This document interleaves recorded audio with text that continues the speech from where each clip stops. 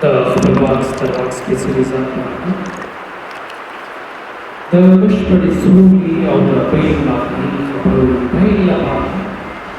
شاوخوا 2 میاشتې هڅې وشوې او دغه هڅې په راګړندې جریان لري.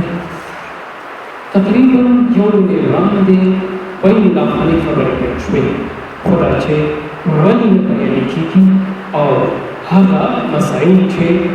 ټول ترمنځ جریان لري ولې له رسنیو سره نه شریک کېږي. بل خوا په قطر کې څومره خبرې جریان لري او په افغانستان په مختلفو ولایتونو څخه د جګړې شدت زور اخیستی دی. دا په څه معنی سره ښودلی شو او تر څنګ یې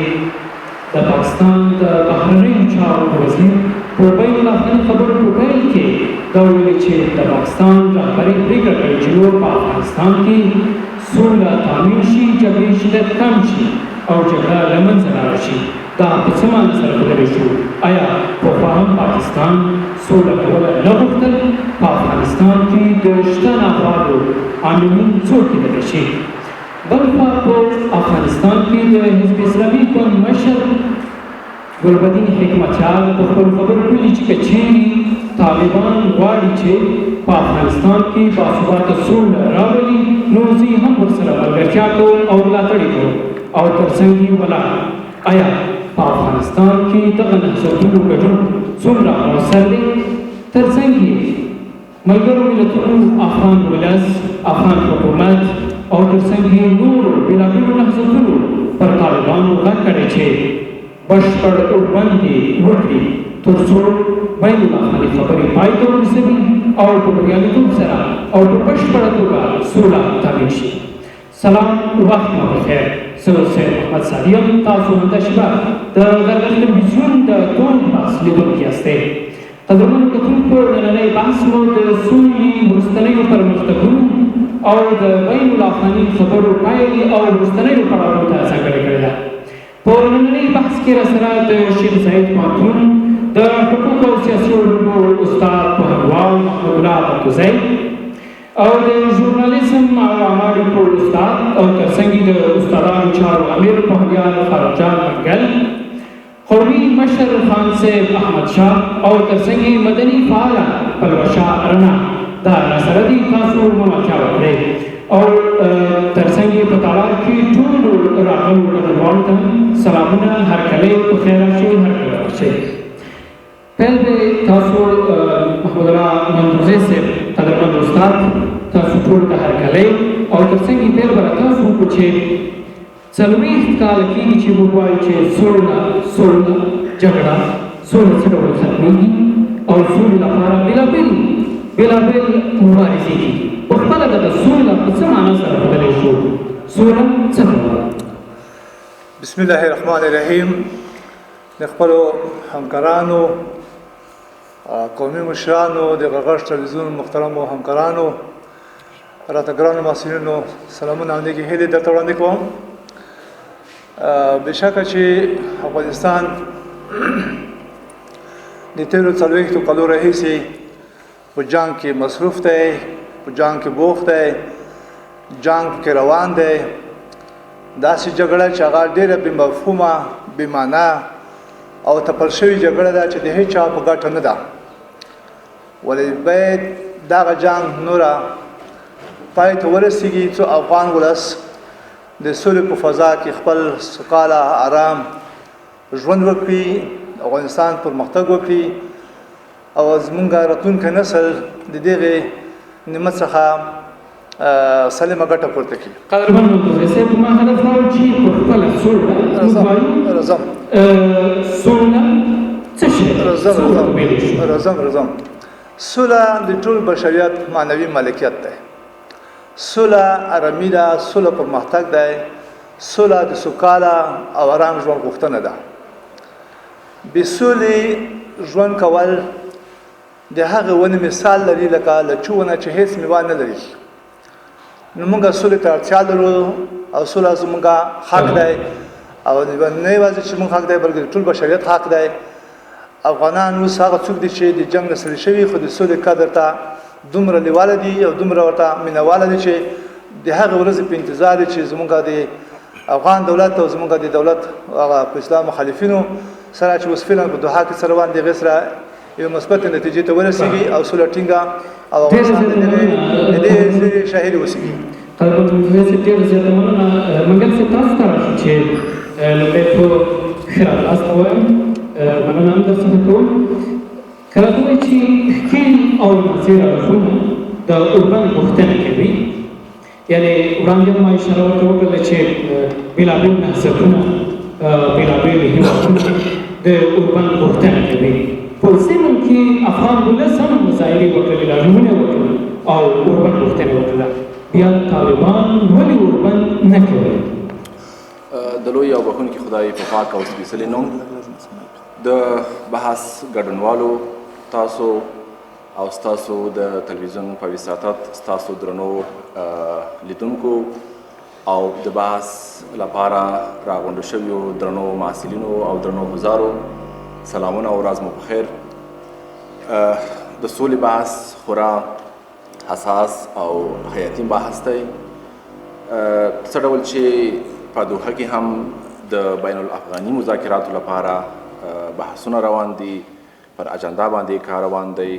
په ضمن کې د اوربند غوښتنه څه ډول چې تاسو ورته اشاره وکړه، نه یوازې د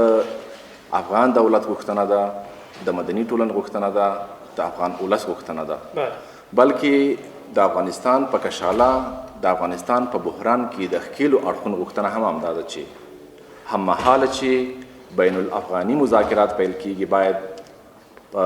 اوربند باندې هم توافق وشي. که تاسو متوجه وئ د سولې د اجنډا له نهایي کېدو دمخه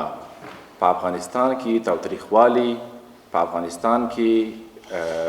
خشونت زور موندلی، په دې معنی چې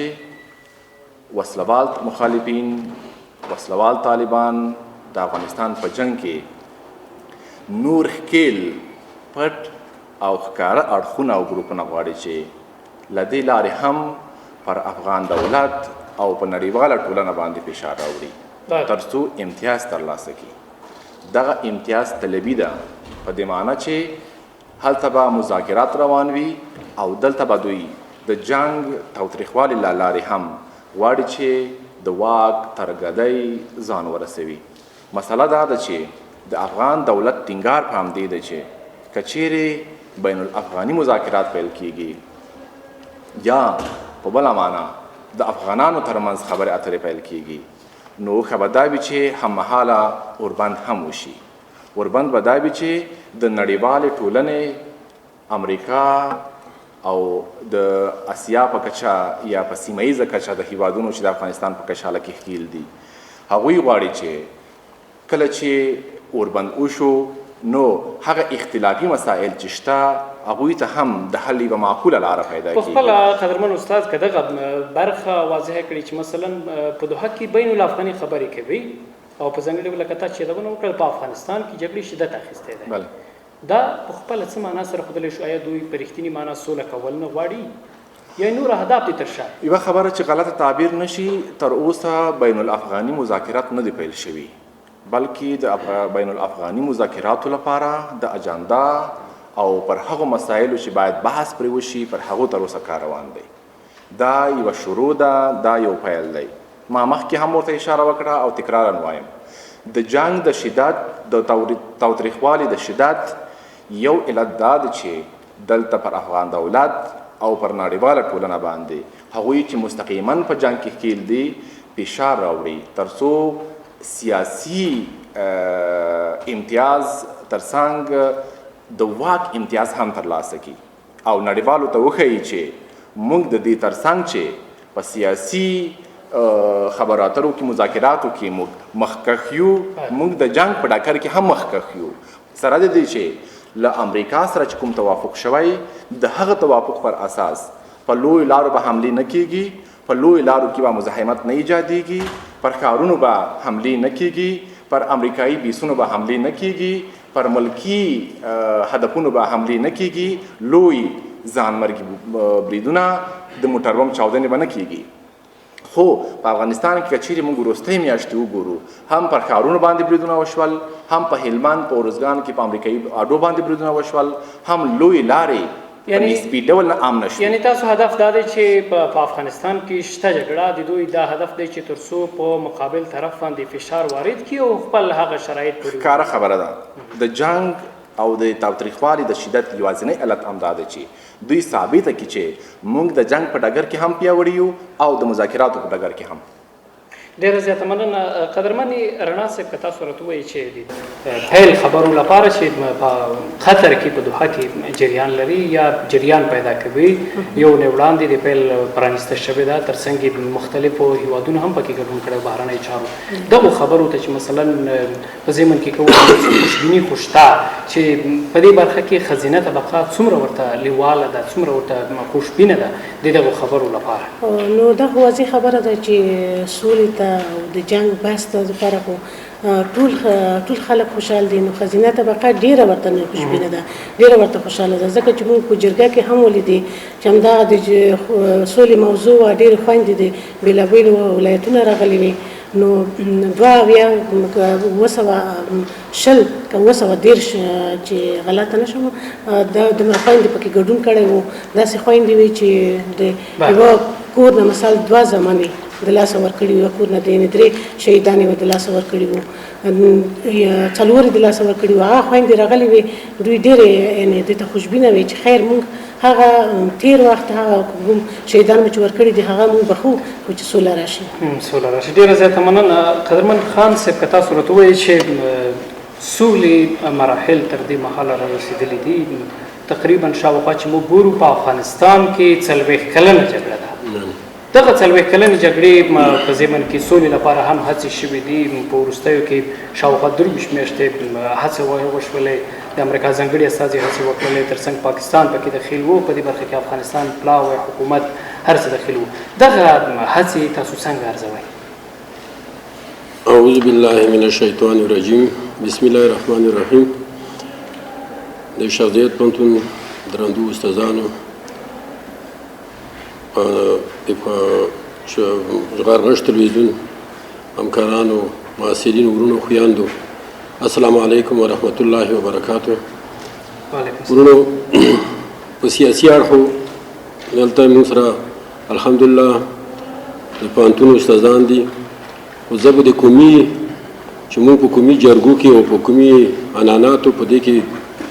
د پلار نیکنه چې موږ ته کوم تاریخونه پاتې دي یا د خپل پلار سره ګرځېدلي په هغې وخت کې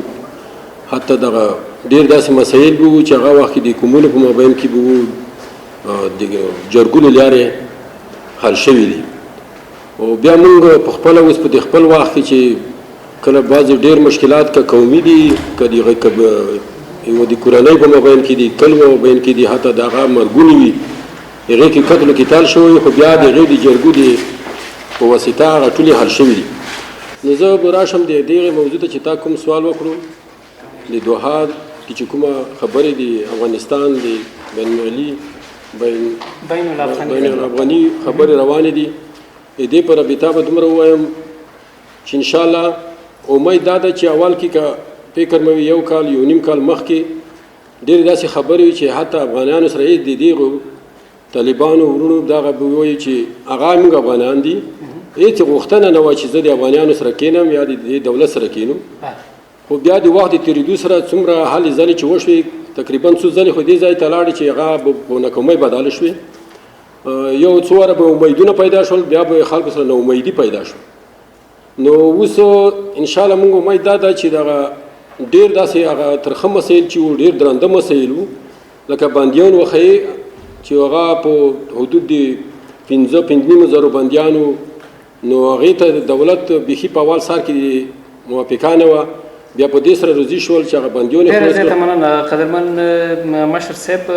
ډېره زیاته مننه. تاسو یادونه وکړله چې هغه شته خنډونه چې د سولې لپاره دي، د سولې بین الافغاني خبرو لپاره وو، هغه شته خنډونه، ناخواله، هغه تاوتریخواله، هغه یو څه کم شوی ده. ډېره زیاته مننه. قدرمن مندوزی صاحب که تاسو راته ووایئ چې د بین الافغاني خبرو پیل کې د افغانستان بهرنی چارو وزیر حنیف اتمر وویل چې که دا ځل بین الافغاني مذاکرات پروسه وځنډول شوله یا مثلا د هغه تخریب شوله یا بریالیتوب سره پای ته ونه رسېدلی نو نړۍ لپاره هم یو ګواښ کېدلی شي دا خبره په څه معنا سره ښودلی شو آیا بین الافغاني مذاکراتو یو لوری هم نړۍ کېدلی شي یا نشي کېدلی طبیعي خبره چې د افغانستان اوسنی ناورین هم سیمه ییز اړخونه لري هم نړیوال اړخونه لري یعنې دا موضوع د افغانانو د لاس نه وتلې خبره ده او زموږ موضوع په نړیوالو پورې نښتې ده نو که چېرې کې دغه فرصت نه افغانان څه یوې خوا او څه بلې خوا دې فرصت نه زمي ګټه پورته نه کړي دا نعمت ونه ګڼي چې موږ نور باید دغې فاجعې ته خاتمه ورکړو او که خدای مکه ناکامۍ سره مخامخ شوه دغه سیمه به په یو لوی ناورین باندې بدله شي دې نه هم زموږ ګاونډي هېوادونه متضرر کېدای شي دې نه هم د هغه نړۍ هېوادونو ته هم صدمه رسېدای شي ځکه افغانستان اوس په داسې موقعیت کې پروت هېواد دی چې د سیمې هېوادونو لپاره او د نړۍ د هېوادونو لپاره یو ستراتیژیک جیوپولیټیک اهمیت لري دې اهمیت او دې ارزښت په کتو سره کېدای شي دا موضوع د دوی لپاره هم یو سردرد پیدا شي تجارتي سوداګرۍ کچه هم راټیټه شي د نورو هېوادونو سره اړیکې هم په دې کې خړې پړې شي خاصتا د هند او پاکستان لپاره چې په افغانستان کې دوی یو ډول سیالي او رقابت لري ایران او د امریکا سره چې په سیمه کې رقابت او سیالي لري که د افغانستان دا موضوع ناکامه شوه د اوسنۍ موقع مو له لاسه ورکړله نو د دغه هېوادونو ترمنځ به سیالي په افغانستان کې دومره سطحات ته ورسېږي چې بیا به دغې قبول کول د هر چا لپاره مشکل وي نو افغانستان اوس د نیابتي جګړې په یو ډګر باندې بدل شوی دی یوې خوا تاجکستان ازبکستان زموږ نه په تشویش کې دي د اوس سره حنیف اتمر سفر تاجکستان ته هم د یو د دغو ولایتونو څخه چې کچېرې کې سوله راځي داسې نه وي چې د مرکزي اسیا جمهوریتونه دغه څخه متضرر شي او حنیف اتمر د هغو ته یو ډاډ ورکړو چې افغانستان صلح د هیڅ چا په زیان نه ده موږ هیڅ چا ته دا وخت نه ورکړو چې زموږ د خاورو نه زموږ په ګاونډیانو باندې حمله یا تیری وکړي ډېره زیاته مننه منظور صاحب تاسو یادونه وکړله چې په افغانستان کې که چیرې دغه بین الافغاني خبرې چې کومې په خطر دوحه کې روانې دي او دغه که بریالی نه شي په نورو هېوادونو باندې هم تاثیر درلودلی شي ډېره زیاته مننه منګل صاحب تاسو راته ووایئ چې افغان ولس تر اوسه هم دا شک لري چې د سولې خبرې یوازې یوه پروژه ده او د افغان دولت مصروف کول دي دغه ګنګوسې په ځای دي یا نه دي څه ډول دي د نړۍ په کچه که چیرې د هغو هېوادونو تاریخ ته وکتل شي چې هغوی له جنګ تیریږي یا له جنګ تیر شوي د سولې مذاکراتو د سولې خبرو اترو کلونه او میاشتې نیولې ښه مثال یې د کولمبیا خبره ده د هغه کشاله او جنګ دی یوازې د نړۍ په کچه په استثنایي وختونو کې یو مسله یو بحران د جنگ د لارې حل شوی چې ښه مثال یې تامل ټایګرز یا په تامل پړانګان چې په سریلانکا کې د حکومت سره جنگ کاوه او هغوی د واک او زور د لارې اړ شول ووژل شول او یو شمېر یې له حکومت سره یو ځای شول تشویش او ویره په رښتیا هم پر ځای ده ځکه څه ډول چې مخکې په بحث کې ورته یادونه وشوه څو ځلې دغه بحثونه شروع شول دواړو اړخونو یو شمېر ملحوظات او ملاحظات درلودل هغه داسې اختلافي مسایل و چې یوه لوري هم ورته غاړه نه کېښوده څه چې مهم دي او څه شی چې امیدواري پیدا کړې هغه دا دي چې دا ځل خبرې اترې دا ځل مذاکرات په یوه ښه لوري روان شوي دي یوه ښه لوري ته رهي شوي دي یعنی تاسو هدف دا دی چې بین الافغاني خبرې یو څه خوشبیني شته چې د دې لپاره چې مخکې څخه په توپیر ده یعنی افغان ولس ته تاسو ډاډ ورکوي چې دغه خبرې بریالۍ کېدلی شي بله یعنی عمومي تصور دا ده چې دا ځل به بین الافغاني مذاکرات بریالي وي مسله دا ده چې د امریکا تر څنګ ما څه ډول چې مخکې ورته یادونه وشوه د افغانستان په کشاله کې ښکیل هیوادونه هم مستقیما په دغه مذاکراتو کې برخه لري استازي راغلي دي او په سیمه ییزه کچه هیوادونو او ترڅنګ یې ګاونډیو هیوادونو هم دلچسپي ښودلې ده چې افغانستان دغه روان جنگ او ناورین باید پای ته ورسیږي خو څه چې مهم دي هغه دا دي چې د دغې مسئلې مدیریت باید د افغانانو په لاس کې وي یعنې دا کله چې موږ وایو چې بین الافغاني مذاکرات دا په دې معنی چې دغه مذاکرات د افغانانو ترمنځ دي نه دا چې په دغه مسله کې پاکستان هند ایران یا چین د خپلو اقتصادي او سیاسي ګټو پر بنا مداخله وکړي او هغه تصمیم ګیري همدغه برخه واضحه کې څه فکر کوئ بین الافغاني مذاکرات به بغیر د نورو مداخلې پای ته ورسیږي؟ اصلا زمینه سازي شوې ده د افغانانو دپاره په دوحه کې زمینه سازي شوې ده یعنی دوی سره کینول شوي دي که تاسو څه ډول چې استاد هم ورته اشاره وکړه او جناب مشر هم ورته اشاره وکړه چې څو ځله د طالبانو غوښتل شوي وو په خپله د 15,000 بندیانو بیا وروسته د 600 شاوخوا هغه د جنجالي طالبانو خوشي کول او همدارنګه د کمانډو ځواکونو او همدارنګه د افغان پیلوټانو خوشي کول دا یوه معضله وه خو حل شوه په دواړو اړخونو باندې دا خبره تحمیل شوه چې تاسو باید دغه اختلافي مسایلو ته د پای ټکی کېږدئ تاسو راشئ باید یو میز سره کښېنئ او حل لاره اوس به هم هڅه وشي په ډېرې بښنې اوس به هم هڅه کېږي چې پاکستان په بین الافغاني مذاکراتو کې مداخله وکړي او دغه مذاکرات په خپله ګټه وڅرخوي ایران هم دلچسپي لري د سیمې نور هیوادونه هم دلچسپي لري څه چې مهم دي دوی ولې داسې کوي ولې هدف یې څه ښکاره ده څه ډول چې مخکې ورته اشاره وشوه افغانستان موقعیت داسې ده چې د افغانستان موقعیت داسې ده چې ټول پکې خپله ګټه لټوي د افغانستان جنگ د افغانستان بحران د افغانستان اقتصادي مارکیټ د ایران په ګټه هم دی د پاکستان په ګټه هم دی تاسو وګورئ تاسو لاړ شئ په مارکیټ کې ټول توکي بې کیفیته توکي پاکستاني توکي دي تاسو وګورئ د افغانستان په مارکیټ کې بې کیفیته توکي ایراني توکي دي که چیرې ته یو په ځان باسیا هیواد واوسېږي د پاکستان د توکو دپاره مارکیټ نشته پاکستان به خپل بې کیفیته توکي چېرته خرڅوي د پاکستان سره موږ د ډیورنډ لاین مسله لرو پاکستان سره موږ د اوبو د تللو مسله لرو د ایران ته د اوبو مسله ده نور تاریخي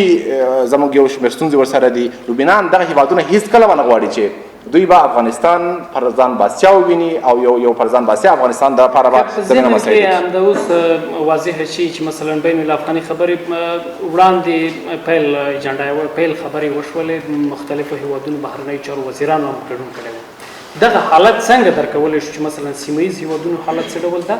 او په عین حال کې د سیمه ییز هیوادونه یا هڅه کوي چې په بین الافغاني مذاکراتو کې داخل شي کتل سیاسي دې وکتل شي ګاونډي هیوادونه او یا هغوی چې د افغانستان په کشاله کې د افغانستان په جنگ کې د افغانستان په بې ثباتي کې ګټې دي هیڅ کله به د افغانستان دپاره روغ او پر امن ورځ ونه غواړي څه چې مهم دی هغه د افغانانو دپاره مهم دي چې وسلوال طالبان او افغان دولت په مجموع کې افغان ولس باید خپل لومړیتوبونه وپېژني چې د کومو لومړیتوبونو او حق اولتونو پر ځای باید موږ تصمیم ونیسو چې دا لومړیتوب ورکړو څه چې مهم دی هغه دا دی چې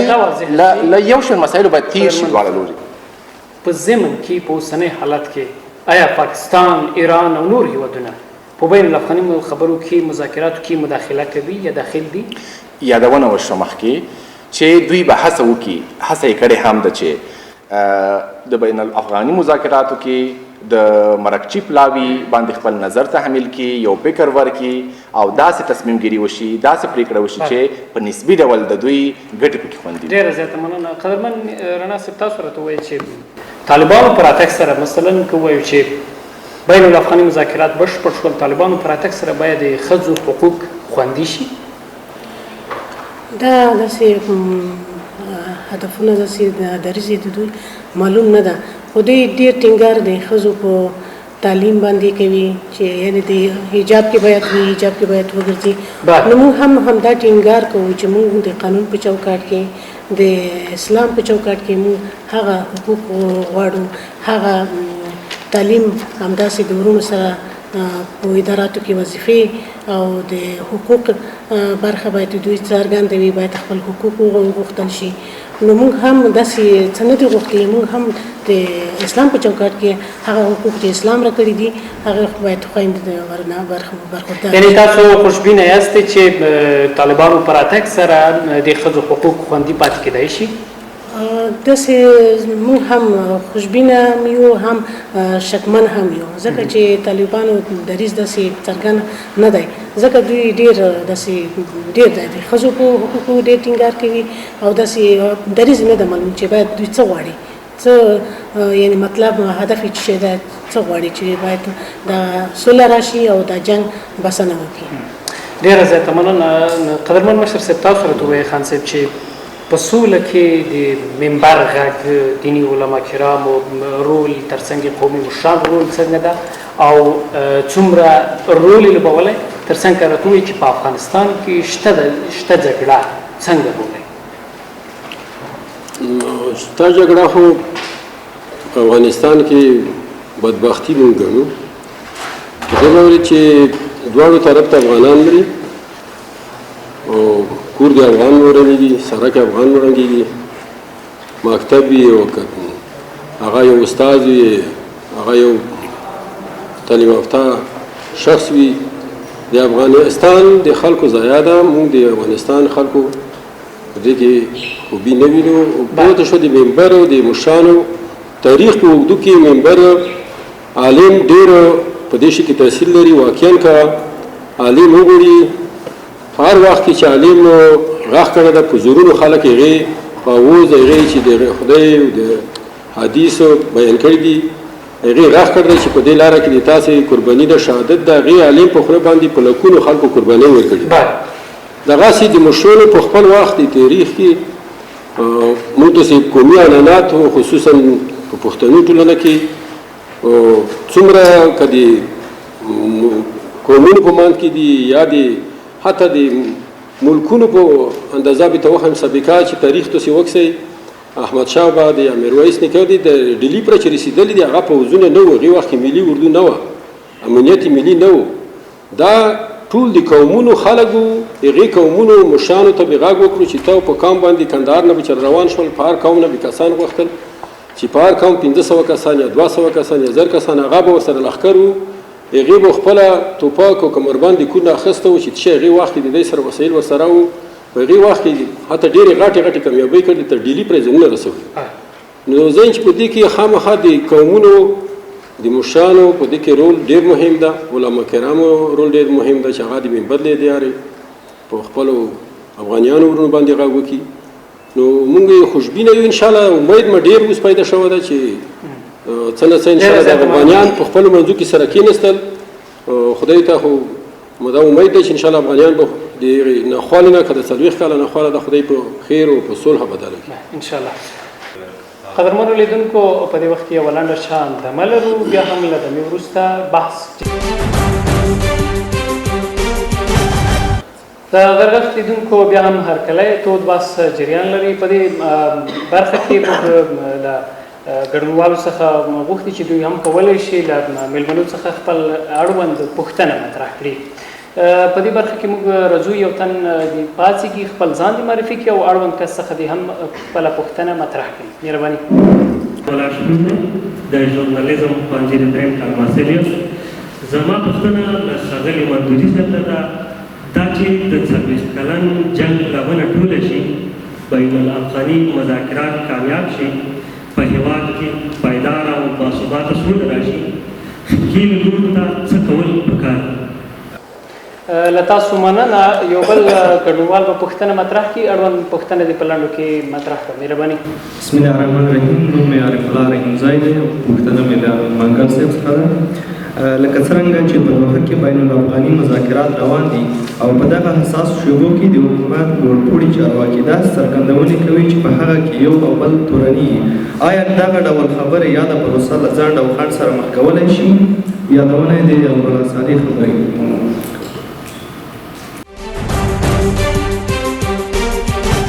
نوم مې یوسف خان جهاني دی ما پوښتنه استاد منګل صاحب ته راځي ده دا چې په تیر کې د طالب په نوم جګړه تېره شوې وه یا تېره ده یا مخکې وه او اوس هم جریان لري او په دې اړوند اوس بین الافغاني مذاکرات هم روان دي په دې بحث هم روان دی آیا تاسو څه فکر کوئ هغه جګړه چې په تیر کې وه او یا اوس ده ترمنځ یې توپیر شته او یا هغه جګړه چې په تیر کې وه هغه فکرونه چې په تیر کې د دوی سره ورسره وو لکه محترمې خور چې یادواري وکړه چې موږ اوس هم شکمن یو آیا موږ په همدغه فکر ګورو لکه تیر مخکې چې وو چې څه فکر ورسره وو که دوی نوی فکر خپل کړی دی که چېرته نوی فکر خپل کړی دی څنګه دی او که همغه فکر ورسره دی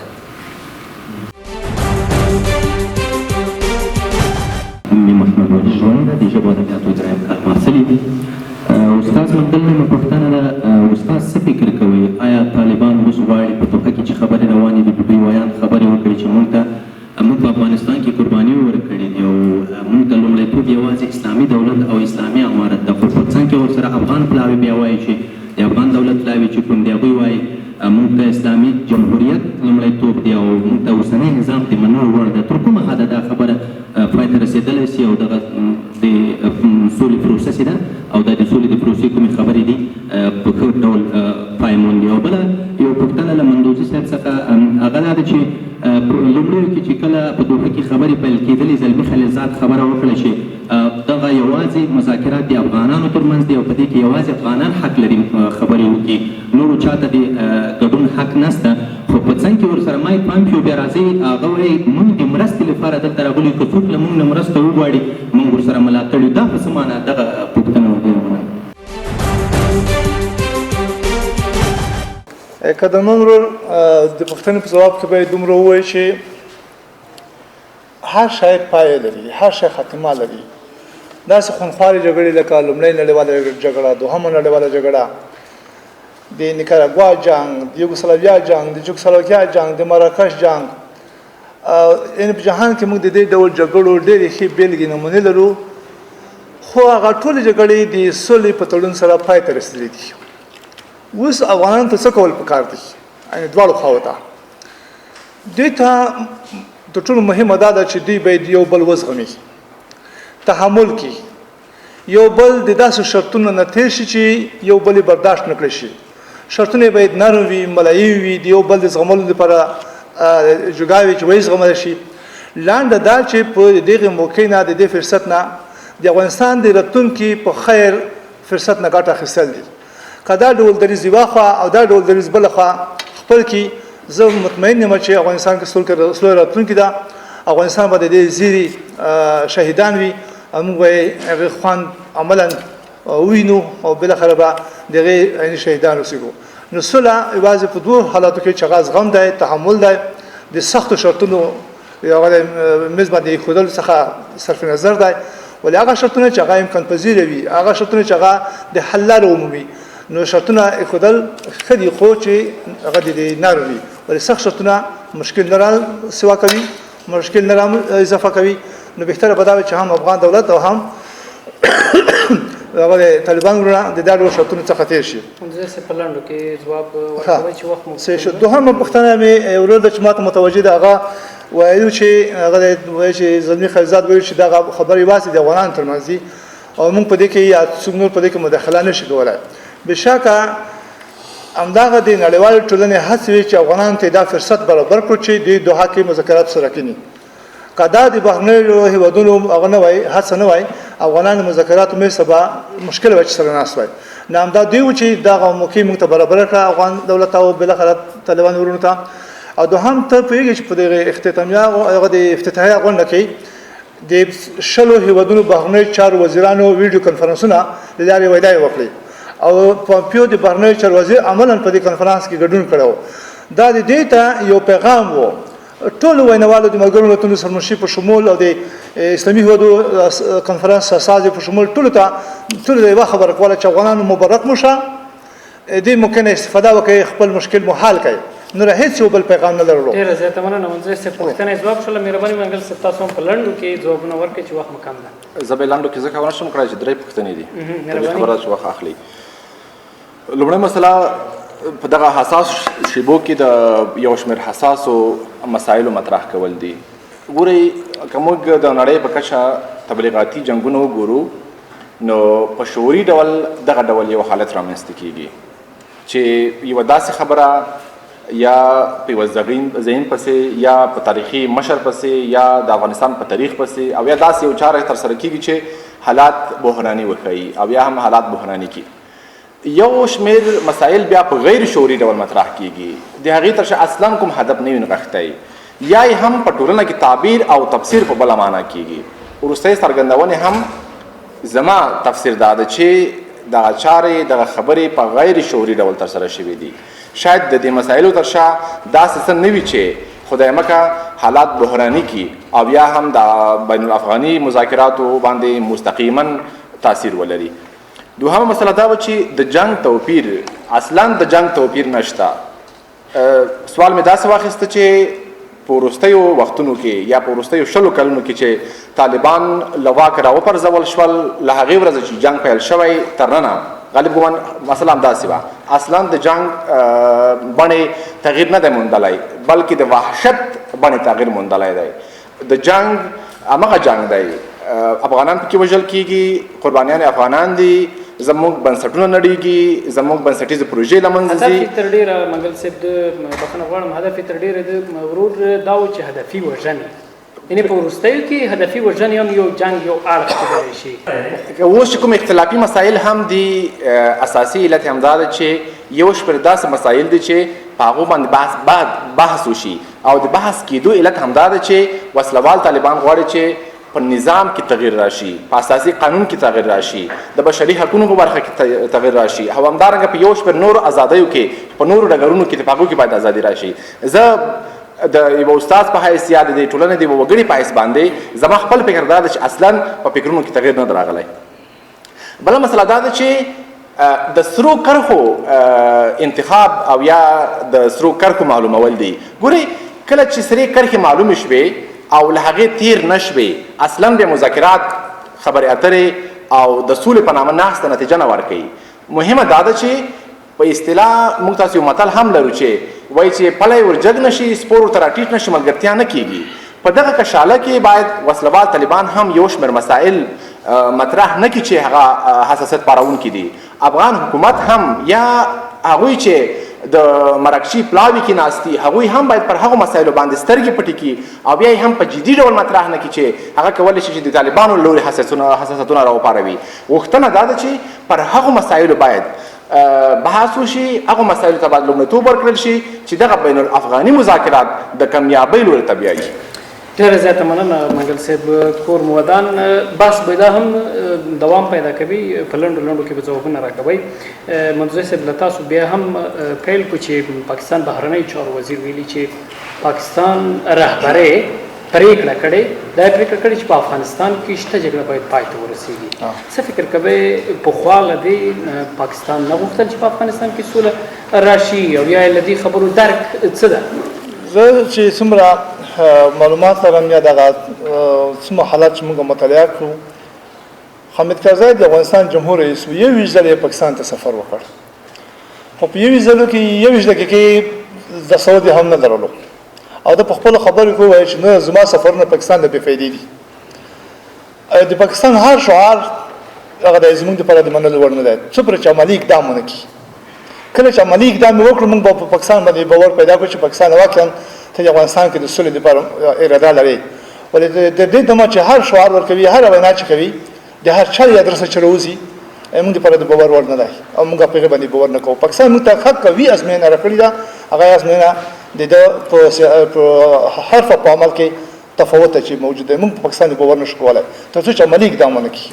ډېره زیاته مننه منګل صاحب. تاسو راته ووایئ چې امرالله صالح ویلي چې د لومړي مرستیال په توګه له طالبانو سره سوله کوم، خو مګر د امرالله صالح په نوم زه سوله نه ورسره کوم. په ضمن کې که ووایم چې دغه کورني اختلافات وبه کولی شي چې بیا هم تر یو چتر لاندې هم طالبان هم افغان حکومت تر یو چتر لاندې یو نظام ته د افغانستان د بهبود لپاره، د افغانستان د پرمختګ لپاره هڅه وکړي، کار وکړي تر یو چتر لاندې. ګورئ، یو د حکومت یا د دولت دریځ دی او یو انفرادي دریځ دی. شاید د امرالله صالح په څېر په لسګونو او په سلهاو یا په زرګونو کسان داسې وي چې د وسلوالو طالبانو سره جوړ نه راځي او یا نه غواړي چې د وسلوالو طالبانو سره جوړجاړی وکړي او یا هم سوله ورسره وشي. ډېر داسې ډېر داسې کسان شته، حتی په نظام په چوکاټ کې شته. خو کله چې دریځ د دولت له اړخه شو، نو بیا دا د دوی مسؤلیت دی. یعنې که موږ وغواړو چې په افغانستان کې دغه روان جنگ، دغه روان ناورین پای ته ورسوو، نو اړتیا دا ده چې په خپل چلښت کې، په خپل سلوک کې، په خپلو خبرو کې، په خپل انداز کې موږ باید نرمښت راولو. تکرارا وایم چې یو انفرادي دریځ دی. انفرادي دریځ شاید پر هغو مسایلو باندې چې ملي دي شاید ډېر تاثیر ونه لري، خو یو هغه دریځ دی چې له یوه موقفه کېږي، یو دولت یو دریځ خپلوي، هغه بیا طبیعي خبره ده چې په مذاکراتو باندې هم تاثیر کوي او ترڅنګ یې شاید دغه خبرې بحراني حالت هم بوځي. ډېره زیاته مننه. اغلې رڼا، تاسو راته ووایئ په لنډو الفاظو کې چې که چیرې بین الافغاني خبرې بشپړې شوې، په ضمن کې داسې ویل کېږي ګنګوسې دي چې طالبان وایي چې موږ د ښځو چارو وزارت لغوه کوو، یا مثلا داسې ګنګوسې دي، داسې ویل کېږي چې ښځو چارو وزارت دوی نه غواړي. په مقابل کې تاسو غبرګون به وښیئ یا به غبرګون به مو څه وي؟ خو غبرګون خو به مو دا وي چې طالبان ولې په دې باندې دومره ټینګار کوي د ښځو چارو وزارت یعنې ولې لغوه کوي په څه خاطر یعنې که هغه لغوه شي خو نو پوه شي چې ښځو ته هېڅ یعنې اهمیت نه ورکول کېږي په ټولنه کې یعنې دوی حقوق ته هم لکه نظر نه نیول کېږي دوی ته یعنې په وظیفو کې یا که په مؤسساتو کې یا که په دولتي چارو کې وي که اداراتو کې وي نو دا معنا لري که نه وزارت خو د ښځو چارو وزارت زه نه پوهېږم چې دوی هدف په دې کې څه شی ده اصلا ما هدف دا و چې مثلا د ښځو چارو وزارت لغوه کوي په مقابل کې به په تاسو باندې څه اغېزه ولري او ترڅنګ تاسو به په دې مقابل کې څه غبرګون وښیئ ښځې که نه په عموم کې ښځې نه بالکل غبرګون ځکه ښیي چې دا یو ماتې ده چې ښځو وزارت ته یعنې ښځو په مورد باندې دوی ډېر ټینګار کوي چې یعنې دا شیان دا وزارتونه باید لغوه شي یا د ښځې باید وظیفې ونه کړي یا هغه یا داسې خامخا نو دا تاثیر لري په خویندو باندې غبرګون خامخا پیدا کېږي نو غبرګون خو خامخا وي ځکه چې خویندو باندې تاثیر لري دا خبرې ځکه چې دوی ډېر پرمختګونه هغه چې د 18-19 کاله پرمختګونه اجتماعي پرمختګونه کړي دي او تعلیم برخه کې او داسې اداراتو کې دا ټول د خپل لاندې شول دا ټول تلف شو. ډېره زیاته مننه. ملک صاحب که تاسو راته ووایئ چې په ضمن کې که ووایم چې د طالبانو هاخوا په افغانستان کې نورې هم داسې ډلې شته چې په افغانستان کې جګړې ته لاله من وهي او د سولې خبرې سبوتاژ کوي یا په ساده الفاظو کې ووایم چې سولې خبرې ته خنډ جوړوي. ایا داسې نورې ډلې هم شته په افغانستان کې؟ نو امکان شته دی زه نه خو داسې به وښیي لکه داعش ده داعش بلا خو د طالب په مقابل کې د دولت په مقابل کې جنګ هغه بیخي د دغې موضوع نه بیخي ځان جدا بولي او بعضې داسې لکه استاد محترم چې منګل صاحب اشاره ورته وکړه داخل د حکومت کې داسې خلک شته چې هغه د دغې خلاف دي خو بیا لکه استاد محترم چې وایي قومونه کله یو قوم د بل قوم په مقابل کې چې هغه مشکل وي ډېرې په کلونو جنګونه شوي مرګ ژوبله لرلي وي بیا په قومو کې چې کله د قوم مکمل تصمیم ونیوی شي هغه کام کسان بیا په هغې باندې تاثیر نه لري. نو زه داسې وایم چې دا داسې انفرادي کسان به بیا وي لکه د اوس دی چې نومې واخیستی نو که کله ټول افغانیان وغواړي د ټول ملت مخه نه شي نیولی ځکه چې بیا به دا په دې کې تاثیر ونه کړي خو دا خلک شته داعش دا ډله هغه واقعیت معلومه ډله ده چې هغې خلاف ده او په داخل د شمالي ټولواله کې ډېر داسې کسان دي چې هغه د دې صلح هېڅ نه غواړي چې د په افغانستان کې د جګړه ختمه شي یا صلح وشي یا طالب وشي. ډېره زیاته مننه. منظور صاحب تاسو راته ووایئ چې ستاسو په نظر حالاتو ته په کتو کله چې بین الافغاني خبرې بشپړې شي څه فکر کوئ په افغانستان کې به شته نظام څه ډول وي جمهوریت مختلط امارات یا صدرتي نور ورته کوم نظام وي؟ نو هغه به وخت ثابته کوي چې دی په کومو مسایلو باندې جوړجاړي ته رسېږي او قضاوت اوس نه مشکل دی سره قضاوت وکړي ولې فکر نه کوم چې هغه څه چې دوی غواړي افغان دولت به سره ومني او یا چې دوی وایي افغان دولت وایي طالب به سره ومني. ما مخکې اشاره وکړه چې د میز په سر د پیچلیو درندو شرطونه ایښودل خپله موږ د ناکامۍ په لوري بیایي او شرطونه باید نرم وي داسې شرطونه وړاندې نه کړي چې زموږ نظام ته زموږ اساسي قانون ته هغه د بنګال څخه خبر چې سرو کرښو ته صدمه ورسوي سرو کرښو نه باید تېر نه شو او موږ اساسي قانون زموږ دپاره سره کرښه ده نظام زموږ دپاره سره کرښه ده د ښځو حقوق زموږ دپاره سره کرښه ده ملي ګټې زموږ دپاره سرې کرښې دي د وسلوالو قوتونو تقویه زموږ دپاره سرې کرښې دي. لنډه دا چې هغه څه چې په د 20 کالو کې موږ ته خدای په لاس راکړي دي هغه باید تقویه شي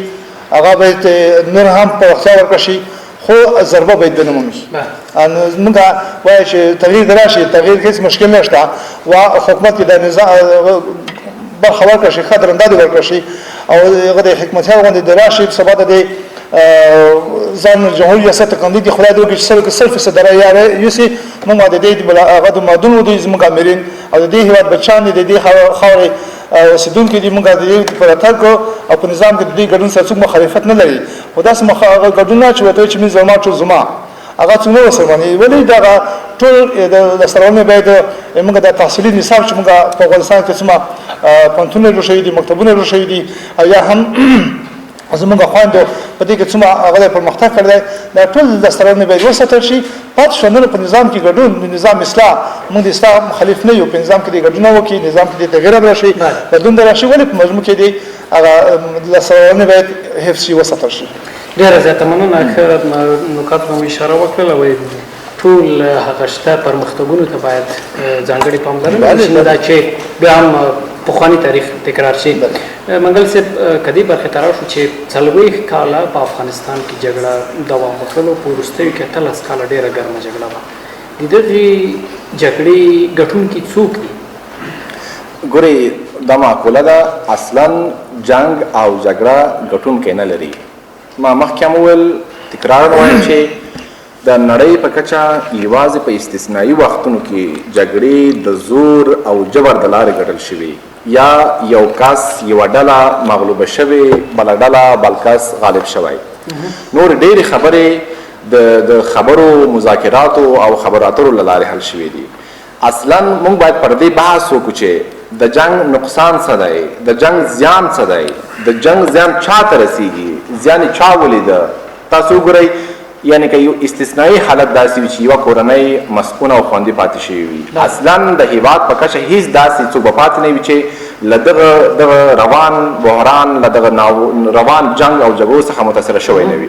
هیله دا ده چې موږ باید پر هغو ابعادو باندې خبرې وکړو چې موږ کولی شو چې د جنگ هغه ریښې د جنگ هغه لاملونه او عوامل په نښه کړو تر څو جنگ پای ته ورسوو او د سولې دپاره کار وکړو ډېر شمېر مسایل چې کله په ټولنه کې مطرح کیږي بار بار تکراریږي هغه بې ارزښته کیږي سوله هم اوس کلیشهیي بڼه یې خپله کړې ده اصلا د سولې هغه اساسي مفهوم اصلي مفهوم هم له خلکو هېر شوی چې سوله د څه دپاره امن څه دپاره ثبات یعنې څه ډېر نور مسایل دغه برخه کې هغه ترمینالوژي چې یعنې تاسو هدف دا دی چې افغان جګړې ګټونکی نشته اصلا نشته یو خطه که وګورو طالبان ورسره امریکایي پلاوي سره مذاکرات وکړل تقریبا 18 میاشتې